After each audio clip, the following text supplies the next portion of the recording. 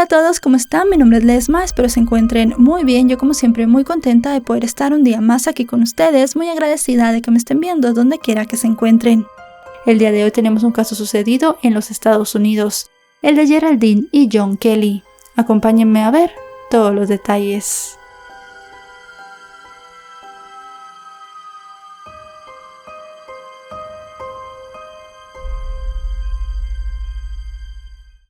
Geraldine DiMarzio nació en el año 1950 en Boston, Massachusetts, Estados Unidos. Aunque poco se supo de su familia y de su niñez, según los registros encontrados, Geraldine tuvo una hermana llamada Tammy DiMarzio y vivió gran parte de su infancia en un barrio de Somerville, donde conoció a John Kelly mientras estudiaba en la secundaria. Algunos datos hallados referían que John sirvió en el ejército durante algunos años, y aunque se desconoce la fecha exacta en la que se casó con Geraldine, se supo que para el año 1969 la pareja tuvo a su primer hijo, que resultó ser una niña, a quien llamaron Sherry Ann Bucci. Un año después, la pareja le dio la bienvenida a su segundo hijo, un varón llamado John P. Kelly Jr.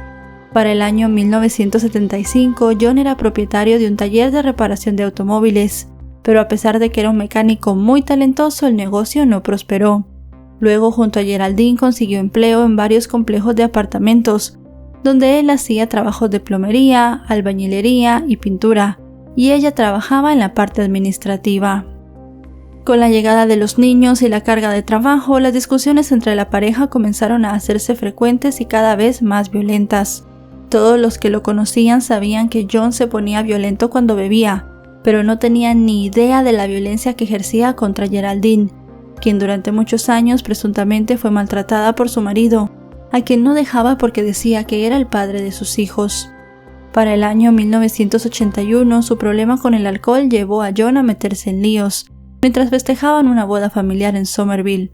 Al parecer el hombre había tomado mucho, y estalló una pelea entre varios invitados, incluyéndolo a él, en la cual resultó fatalmente herido Edward Gonner, el cuñado de John. El hombre fue sometido a 3 operaciones, una de ellas para extirparle parte de su estómago. Estuvo en coma durante varios días, pero finalmente murió en la cama del hospital de la localidad, luego de que sus riñones fallaran. La muerte devastó a la familia, y John decidió huir y alejarse de todos porque estaba seguro que lo acusarían de la muerte. En septiembre de 1983, un gran jurado lo declaró culpable por cargos de asalto y agresión a Michael Collin, otro de los alborotadores acusados. La fecha exacta de su partida de Massachusetts no está clara, ni tampoco qué ocurrió con esa acusación, pero el matrimonio se distanció de sus familiares y amigos y se mudaron a California. Allí la pareja pasó de un trabajo a otro, generalmente administrando complejos de apartamentos, y en el caso de John también se desempeñó como capataz en una planta de fabricación de acero.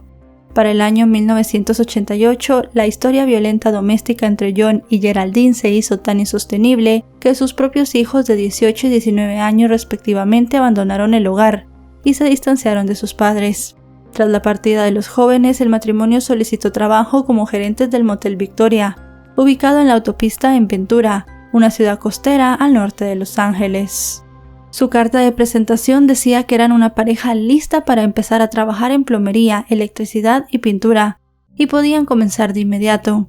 Los dueños del lugar, Valerie y Richard Kuhnke, eran un matrimonio unido que aceptaron contratar al matrimonio Kelly para administrar y mantener el hospedaje. El pequeño tamaño de Geraldine y su apariencia desaliñada, con cabello oscuro hasta los hombros y anteojos, daba la impresión de ser una mujer de poco carácter, pero en realidad era bastante obstinada, franca y asertiva. Siempre decía lo que pensaba, especialmente a los huéspedes que se portaban mal. Parecía preferir las mascotas a las personas, pues tenía 3 perros y una boa constrictora, la cual llevaba siempre enrollada en su cuello, llamando la atención e incluso asustando a muchos huéspedes. En cambio, John pasaba inadvertido en el motel y siempre se mostraba tranquilo. Para el año 1989, según los registros del Tribunal Superior del Condado de Ventura, el hombre fue acusado por conducir bajo la influencia del alcohol. Su problema con la bebida se agudizó cada vez más, así como los abusos y maltratos hacia Geraldine, al punto que fueron tan insoportables que supuestamente la pareja se separó. Y es que entre finales de 1991 y comienzos de 1992, Geraldine les dijo a sus jefes que su esposo se había ido a Massachusetts para ayudar con un negocio familiar. y ella debía ausentarse por unos días porque la habían llamado de su unidad de almacenamiento para solucionar un problema. Un par de días después, cuando regresó, les informó a sus jefes que un automovilista había matado a John cuando intentaba cruzar una calle, mientras que a sus hijos les contó que su padre había fallecido en un accidente en Las Vegas y que había sido enterrado allá. Sin tumba, sin cenizas, sin funeral y sin documentos legales que avalaran esa muerte, todos creyeron su historia. En el caso de sus hijos, quizás la ayudó el hecho de que ellos estuvieran distanciados, o porque siempre creían lo que su madre decía.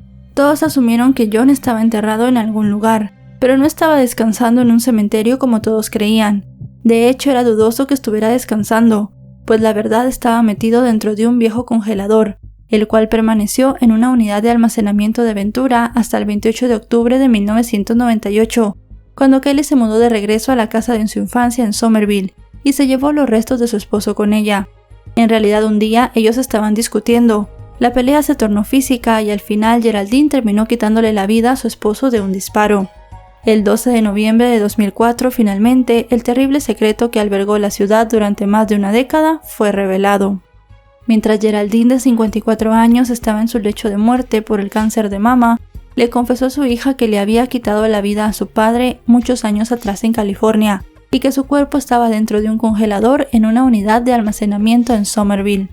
Tras escuchar la confesión de su madre moribunda, la joven y su hermano inicialmente se mostraron escépticos, pero finalmente se acercaron a un abogado de la familia, quien llamó a la fiscal del distrito de Middlesex, Martha Cookley, a quien le contó todo el relato de la mujer.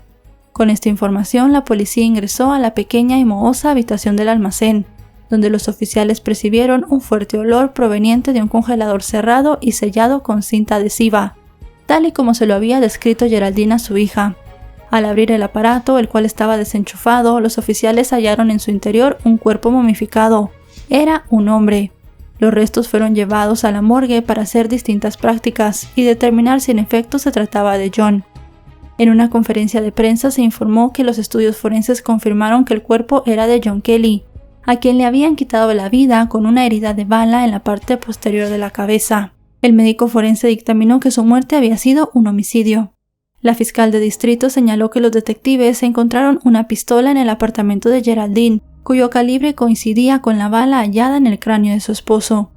Refirió que los peritos pudieron identificar el cuerpo por su tamaño, poco más de 1,70 m y unos 60 kilos de peso. Además, la víctima tenía 3 tatuajes, una pantera en el hombro, una muñeca en el brazo y una calavera en otro, los cuales pudieron comparar con una fotografía de John de finales de los años 80, proporcionada por la policía del condado de Ventura que ayudó con la investigación. Con relación al móvil del crimen, la fiscal descartó que fuera por motivos económicos, pues no se había pagado dinero del seguro a nadie como resultado de la muerte de John. Señaló que aún no habían podido determinar si Geraldine había actuado sola o había tenido la ayuda de alguien, pero hasta ese momento solo se manejaba la hipótesis de que le había quitado la vida por ser víctima de violencia doméstica, aunque según las investigaciones realizadas en los registros del Tribunal Superior del Condado de Ventura, no había ninguna denuncia de la pareja por esta causa. Los detectives tampoco tuvieron claro si la mujer le había contado a su hija lo que hizo para limpiar su conciencia o porque quería que su familia supiera la verdad, y si alguien encontraba el cuerpo no culparan a sus hijos. Para la fiscalía, el estado de Massachusetts había resuelto un crimen que el estado de California no sabía que tenía. A medida que la extraña historia se extendió desde Somerville hasta California, comenzaron a salir algunos secretos a la luz. Las autoridades descubrieron que después de mudarse de Ventura a Somerville, Geraldine alquiló el almacenamiento cerca de su apartamento e hizo que le enviaran el cuerpo. Los registros de la compañía de alquiler mostraban que se había enviado un congelador desde la costa oeste a Somerville, en la misma época que la mujer regresó a su ciudad natal para cuidar a su anciana madre que murió en 2002. El conductor que realizó la mudanza, Mark Atkins, se mostró incrédulo cuando escuchó sobre el caso en las noticias y calificó la historia como horrorosa. Recordó haber cargado las pertenencias de Geraldine, incluido el congelador sellado con cinta adhesiva, a finales de octubre de 1998, desde su apartamento en un motel a una unidad de almacenamiento, ambos en Ventura. El hombre señaló que a principios de ese mismo año se entregó la mercancía en la dirección de Kelly en Somerville y en la unidad de almacenamiento de Planet Self Storage. Dijo que en el momento de la mudanza no notó nada inusual ni detectó ningún olor en el congelador. La noticia de la espantosa historia sacudió a familiares y conocidos de la pareja, entre ellos amigos de la infancia del matrimonio y los dueños y compañeros del motel donde trabajaron. Los dos hijos de la pareja emitieron una declaración escrita a través de sus abogados, en la cual dijeron que hasta la reciente revelación de su madre, ellos habían aceptado y creído la historia que les contó durante años, y se abstuvieron de rendir declaraciones a los medios. Por su parte, la hermana mayor de John, Margaret Winters, que vivía en New Hampshire, dijo que jamás había sospechado nada, pues luego de que el matrimonio se mudó a California, habían perdido todo tipo de contacto con ellos. A los dueños del motel donde trabajó la pareja, la noticia les impactó, pues dijeron que se veían como un matrimonio tranquilo y normal, y jamás se percataron de que hubiera problemas entre ellos.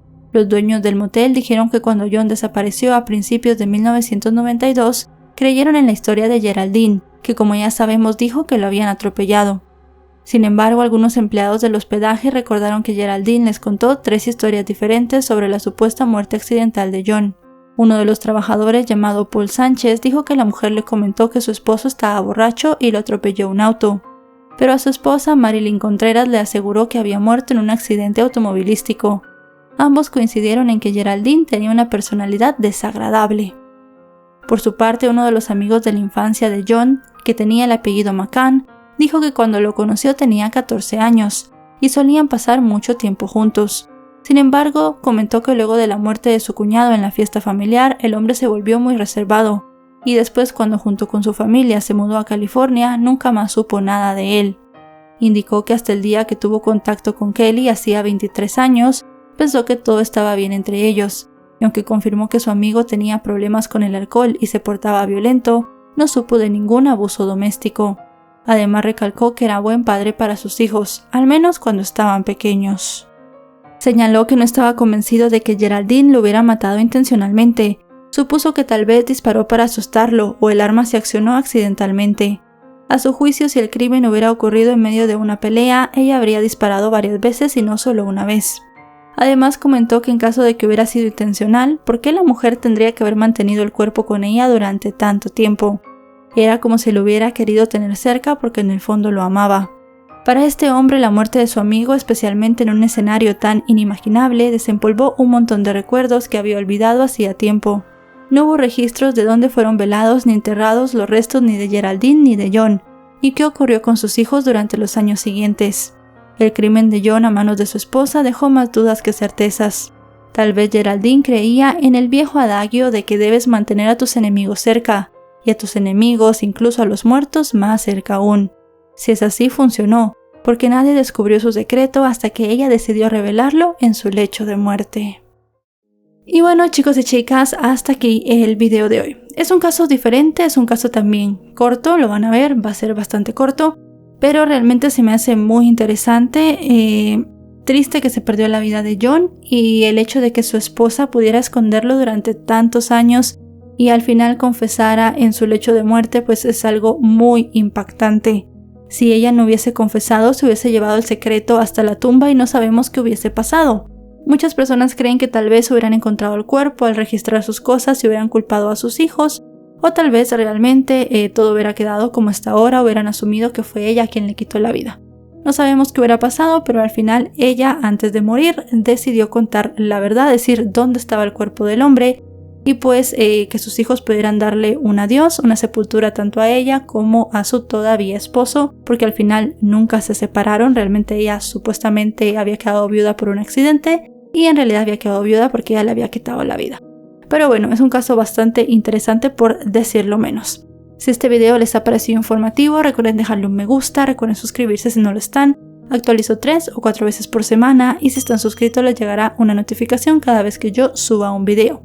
También me encuentran en otras redes sociales, subo este mismo tipo de contenido, casos diferentes con formatos diferentes y guiones diferentes, los pueden ver por allí. Aparezco como LesmaVR en Facebook, Twitter, Instagram y TikTok. Subo contenido casi a diario, así que si quieren más de este contenido pueden buscarme en esas redes. Ahora sí, no me queda nada más que decirles que nos vemos hasta otro caso. Adiós.